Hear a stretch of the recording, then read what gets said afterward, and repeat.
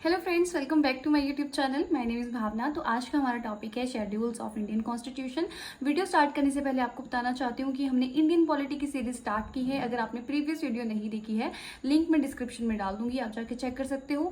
और साथ ही मैं आपको ये भी बोलना चाहती हूँ कि अगर आपको लगता है आपको कोई फ्रेंड किसी कॉम्पिटिटिव एग्जाम की प्रेपरेशन कर रहा है तो आप मेरी वीडियो के लिंक को उनके साथ ज़रूर शेयर करना, सो दैट कि उनको भी थोड़ा बहुत फायदा हो जाए। तो देखो, हमने क्या पढ़ना है, शेड्यूल्स ऑफ इंडियन कॉन्स्टिट्यूशन। हमारे इंडियन कॉन्स्टिट्यूशन में कितने शेड्यूल हैं। एक बारी तो हमने ये देख लिया था। कब देखा था? जब हमने लेक्चर 1 किया था, तो उसमें हमने पढ़ा था कि हमारे इंडियन कॉन्स्टिट्यूशन में कितने आर्टिकल्स हैं, कितने शेड्यूल्स हैं और कितने पार्ट्स हैं। ये सारी चीज़ें हमने अपनी फर्स्ट वीडियो में करी थी। लेकिन वहाँ तो हमने बस यही देखा था कि हमारी इंडियन कॉन्स्टिट्यूशन में 12 शेड्यूल हैं। लेकिन आज की वीडियो में हम उन 12 के 12 शेड्यूल्स को डिस्कस करेंगे। तो फर्स्ट शेड्यूल में क्या आता है, जो हमारी स्टेट्स हैं और जो यूनियन टेरिटरीज हैं, जो यूटीज हैं, उनका नेम प्लस उनका एरिया, यानी कि वो कितने एक्सटेंट तक फैला हुआ है, कितनी कितनी उनकी बाउंड्री है, ये सारी चीज़ें किस में आती है, फर्स्ट शेड्यूल में आती है। ठीक है। सेकेंड शेड्यूल में क्या क्या आता है, provisions relating to the salaries and emoluments, privileges and so on. जितनी भी सैलरीज हो गई वो सारी किस में आती है, सेकेंड शेड्यूल में आती है, आपको याद रखना है। अब किन किन की सैलरी की बात होती है सेकंड शेड्यूल में, तो वो भी देख लेते हैं। Salaries and emoluments of the president and governors of the state, president, governor of the state. फिर उसके बाद देखो, स्पीकर या डेप्यूटी स्पीकर लोकसभा के and chairman, vice chairman of Rajya Sabha, state legislative assemblies और काउंसिल्स। साथ ही साथ सुप्रीम कोर्ट के जजेस हो गए, हाई कोर्ट के जजेस हो गए, जितने भी अटॉर्नी जनरल ऑफ इंडिया, इन सब के सैलरीज किस में आती है, सेकंड शेड्यूल में आती है। थर्ड शेड्यूल में क्या आता है, forms of oath and affirmations, ये आ जाती है थर्ड शेड्यूल में। मतलब अगर कोई भी किसी कॉन्स्टिट्यूशन पोस्ट को अगर कोई ज्वाइन करता है तो वो शपथ भी तो ग्रहण करेगा, तो वो किस में आ जाता है, थर्ड शेड्यूल में आ जाता है। अब जो ये ओथ एंड एफर्मेशंस होगी ना, ये कौन कौन से मेंबर्स की होंगी, चाहे वो स्टेट लेजिस्लेचर हो, पार्लियामेंट का कोई मेंबर हो, मिनिस्टर हो, चाहे वो यूनियन का मिनिस्टर हो, सेंटर का मिनिस्टर हो, चाहे वो स्टेट का मिनिस्टर हो, जजेस, चाहे सुप्रीम कोर्ट का जज हो, चाहे हाई कोर्ट का जज हो, इनकी जो ओथ एंड एफर्मेशंस है वो कहाँ आती है, थर्ड शेड्यूल में आती है। फोर्थ शेड्यूल क्या है, allocation of seats to states and UTs in Rajya Sabha. Means की राज्यसभा में जो सीट्स है ना, वो हर एक स्टेट और यूटी को मिलनी चाहिए, ये कहता है फोर्थ शेड्यूल। ठीक है। अब अगर देखा जाए ना, तो राज्यसभा में लोकसभा के कंपैरिजन में बहुत ही कम सीट्स हैं। लोकसभा में 543 सीट्स हैं और राज्यसभा में 245 सीट्स हैं। ठीक है। अब एक चीज आप और सोच रहे हो कि हम सिर्फ राज्यसभा की बात ही क्यों कर रहे हैं, लोकसभा की बात क्यों नहीं कर रहे। तो देखो, लोकसभा के लिए तो डायरेक्ट इलेक्शंस होते हैं ना। डायरेक्ट इलेक्शन का मतलब हुआ लोगों के द्वारा चुने जाते हैं, यानी कि हम अपने रिप्रेजेंटेटिव खुद चुनते हैं, एमपी हो गए, एमएलए हो गए। ठीक है। फिर क्या होता है, और जो राज्यसभा होता है उसके इनडायरेक्ट इलेक्शंस होते हैं, यानी कि राज्यसभा के मेंबर्स जो होते हैं ना, वो लोगों के द्वारा नहीं चुने जाते। ये चीज़ आपने ध्यान रखनी है। अगर लोग राज्यसभा के मेंबर्स को नहीं चुन रहे तो किसके द्वारा सिलेक्ट किए जा रहे हैं, पीपल्स रिप्रेजेंटेटिव, यानी कि जो लोग हमने चुने होते हैं, एमपी एमएलए, वही लोग क्या करते हैं, फिर चुन के मेंबर जो होते हैं वो राज्यसभा में भेजते हैं। ठीक है। ये चीज़ आपने ध्यान रखनी है। तो बस फोर्थ शेड्यूल में यही चीज़ आ गया कि कोई भी स्टेट चाहे कितनी भी छोटी क्यों ना हो, कितनी भी बड़ी क्यों ना हो, उन सबको राज्यसभा में सीट मिलनी चाहिए। अब अगर देखो, अगर हम पंजाब की बात करें तो पंजाब में राज्यसभा की 7 सीटें हैं और लोकसभा की 13 सीटें हैं। ठीक है। और वहीं अगर हम सबसे छोटी स्टेट गोवा की बात करें तो गोवा में लोकसभा की 2 सीटें हैं और राज्यसभा की 1 ही सीट है। ठीक है। तो वही चीज़ आ गई कि चाहे कोई स्टेट कितनी भी छोटी क्यों ना हो, चाहे बड़ी क्यों ना हो, हर किसी को राज्यसभा में सीट तो मिलनी ही है। तो वो आ गया फोर्थ शेड्यूल में।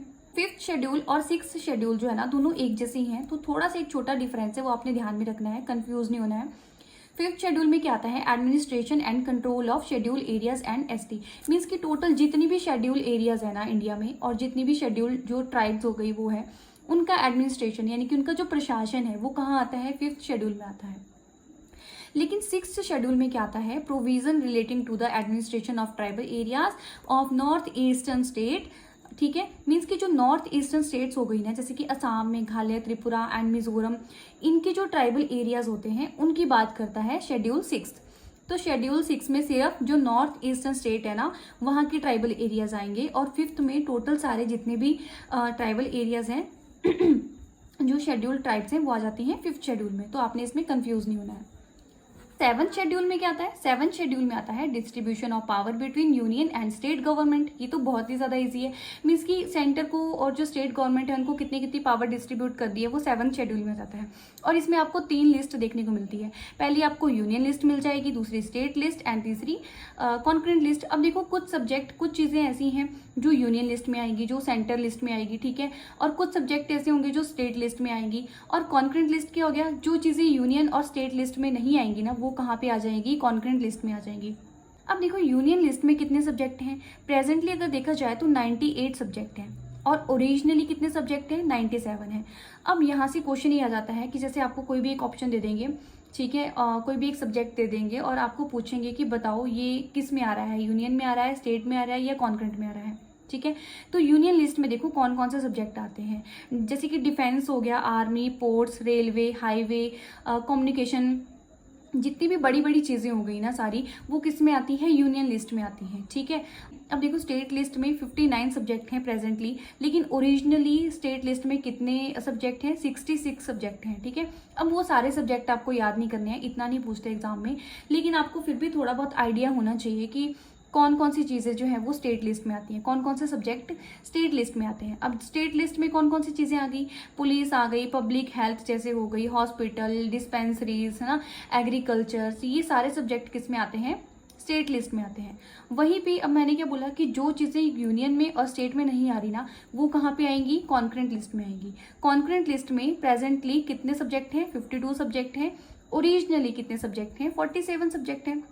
तो कॉन्करेंट लिस्ट में कौन कौन से सब्जेक्ट आते हैं? जैसे कि ट्रेड यूनियंस हो गया, एजुकेशन हो गया, मैरिज हो गया, फॉरेस्ट मतलब कि प्लांट्स, इन सब से रिलेटेड जो भी चीज़ें हो गई, जो सब्जेक्ट हो गए, वो किस में आते हैं? कॉन्करेंट लिस्ट में आते हैं। तो ये बहुत ही ज़्यादा ईजी है। मीन्स बेसिकली आपको बस इतना याद रखना है कि 7th शेड्यूल में यूनियन और स्टेट के बीच में पावर क्या होती है? डिस्ट्रीब्यूट होती है, ठीक है। नेक्स्ट है 8th शेड्यूल। 8th शेड्यूल में क्या आता है? लैंग्वेज आता है। तो डायरेक्ट क्वेश्चन आ जाएगा कि लैंग्वेज कौन सी शेड्यूल में आती है, तो आपको याद रखना है 8th शेड्यूल में, ठीक है। पहले तो सिर्फ 14 ही लैंग्वेजेस थी, लेकिन आज के टाइम पे 22 लैंग्वेजेस हैं, ठीक है। अब वो कौन कौन सी है उनके नाम मैंने यहाँ पे लिखे हुए हैं। एसएमईज होगी, बंगाली, बोडो, डोंगरी, गुजराती, हिंदी, कन्नड़ा, कश्मीरी, कोंकणी, मैथिली, मलयालम, मणिपुरी, ये सारी लैंग्वेजेस जो है आप वो वीडियो पॉज करके देख सकते हो। ये सारी किस में आती हैं? 8th शेड्यूल में आती हैं। अब देखो जैसे सिंधी लैंग्वेज है, सिंधी लैंग्वेज को बाद में ऐड किया गया था। अब जैसे हमने बोला ना कि कॉन्स्टिट्यूशन में कुछ भी अगर अमेंडमेंट करनी हो तो हम कर सकते हैं, तो फिर यहाँ पे क्या हुआ था? 21st अमेंडमेंट एक्ट आया था 1967 में, जिसके तहत फिर सिंधी लैंग्वेज को 8th शेड्यूल में ऐड किया गया था, ठीक है। अब देखो ये कुछ लैंग्वेजेस हैं जिनको 8th शेड्यूल में बाद में ऐड किया गया था, अमेंडमेंट्स हुए थे उसके बाद ऐड किया गया था, ठीक है। क्योंकि पहले तो 14 ही थी ना, लेकिन आज के टाइम पे कितनी है? 22 लैंग्वेजेस हैं, ठीक है। अब ये लैंग्वेजेस के कुछ नाम है जैसे कि Konkani, Manipuri, Nepali. 71st amendment act 1992 में इनको ऐड किया गया था। फिर बोडो, डोंगरी, इनको 92 अमेंडमेंट एक्ट 2003 में ऐड किया गया था 8th शेड्यूल में, ठीक है। उसके बाद Oriya was renamed as Odia by 96 amendment act 2001। तो इसका नाम जो है वो चेंज किया गया था बाद में 96 अमेंडमेंट एक्ट 2011 के तहत, ठीक है। तो ये आपने याद रखना है कि जो लैंग्वेजेस होगी वो कहाँ आएगी? 8th शेड्यूल में आएगी। नेक्स्ट है 9th शेड्यूल। अब देखो जब हमने फर्स्ट लेक्चर किया था इंडियन पॉलिटी का, तब हमने वहाँ पे पढ़ा था कि पहले तो सिर्फ 8 ही शेड्यूल होते थे, लेकिन बाद में 4 शेड्यूल और ऐड किए गए थे, ठीक है। 9th शेड्यूल को ऐड किया गया था बाय फर्स्ट अमेंडमेंट एक्ट 1951। तो ये फर्स्ट अमेंडमेंट एक्ट जो आया था 1951 में, उसके तहत 9th शेड्यूल जो है वो इसमें ऐड किया गया था। और 9th शेड्यूल किस बारे में बात करता है? ये बात करता है abolition of the zamindari system.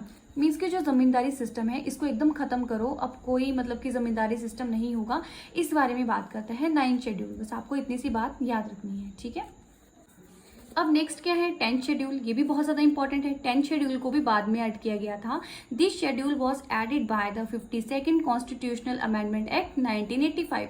52nd constitutional amendment act आया था 1985 में, तो उस टाइम पे इस शेड्यूल को इसमें ऐड किया गया था। अब 10th शेड्यूल बोलता क्या है?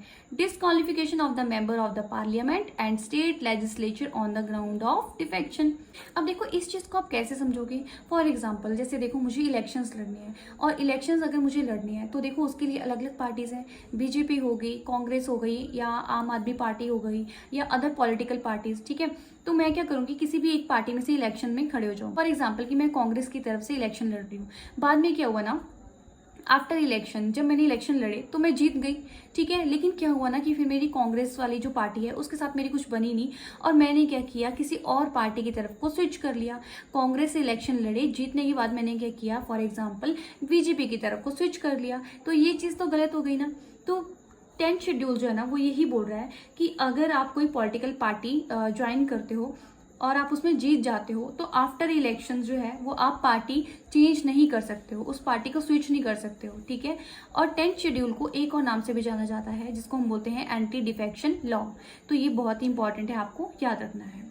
नेक्स्ट है 11th शेड्यूल। 11th शेड्यूल और 12th शेड्यूल तो बहुत ही ज़्यादा इजी हैं। 11th शेड्यूल में पंचायती राज के बारे में बात करते हैं। अब देखो पंचायती राज में क्या क्या आता है वो सारी चीज़ें हम यहाँ डिस्कस नहीं करेंगे क्योंकि पंचायती राज के लिए हम अलग से टॉपिक लेके आएंगे। इसको अगर यहीं डिस्कस करने लग जाएंगे तो बहुत लंबी वीडियो बन जाएगी और आप में से कोई देखने में इंटरेस्टेड भी नहीं होगा क्योंकि बोर ही हो जाओगे इतनी लंबी वीडियो देख के, ठीक है। तो इतना बस आपको याद रखना है कि 11th शेड्यूल में पंचायती राज के बारे में बात की जाती है और 11th शेड्यूल और 12th शेड्यूल इनको भी बाद में ही ऐड किया गया है। तो पंचायती राज को 73rd कॉन्स्टिट्यूशनल अमेंडमेंट एक्ट 1992 के तहत ऐड किया गया था। इसके अंदर 29 सब्जेक्ट्स हैं, ठीक है। और 12th शेड्यूल में क्या आता है, म्युनिसिपल कॉर्पोरेशन आता है, इसमें 18 सब्जेक्ट है। 74 कॉन्स्टिट्यूशनल अमेंडमेंट एक्ट 1992 के तहत इसमें ऐड किया गया था, ठीक है। बस आपको भी इतना याद रखना है क्योंकि जो ये पंचायती राज है ना और म्युनिसिपल कॉर्पोरेशन है इसके बारे में हम अलग से पढ़ेंगे, ठीक है। सो हमारे आज का टॉपिक जो है वो कवर हो चुका है। आई होप कि मैंने आपको अच्छे से समझाया हो और आपको समझ भी आया हो, ठीक है। फिर भी अगर आपको कोई डाउट होता है ना तो आप मुझे कमेंट सेक्शन में पूछ सकते हो, मैं आपको ज़रूर आंसर करूँगी, ठीक है। एंड अगर आपको लगता है कि मेरी वीडियो इन्फॉर्मेटिव है, आपको चीज़ें जो है वो समझ आ रही है, ठीक है, अच्छी लग रही है आपको मेरी वीडियो, तो आपको क्या करना है, लाइक करना है और मेरे चैनल को सब्सक्राइब भी करना है। और ज़्यादा से ज़्यादा हो सके तो मेरे चैनल के लिंक को आप अपने फ्रेंड्स के साथ ज़रूर शेयर करना। तब तक के लिए धन्यवाद, मिलते हैं आपको नेक्स्ट वीडियो में।